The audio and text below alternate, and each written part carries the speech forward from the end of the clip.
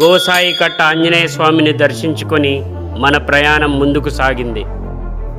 అద్భుతమైన ఆ నల్లమల గాలులు, పక్కనే పచ్చని అడవులు, ప్రతి అడుగు భక్తితో నిండిపోయింది. అలా మరో 9 కిలోమీటర్లు నడిచి నాగలూటి వీరభద్ర స్వామి ఆలయానికి చేరుకున్నాం.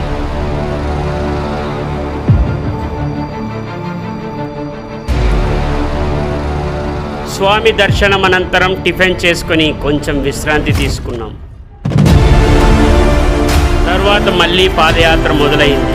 నల్లమల అడవుల మధ్య దారులు, పక్షుల కిలకిలా రావాలు, ప్రతి క్షణం ఆధ్యాత్మిక అనుభూతి.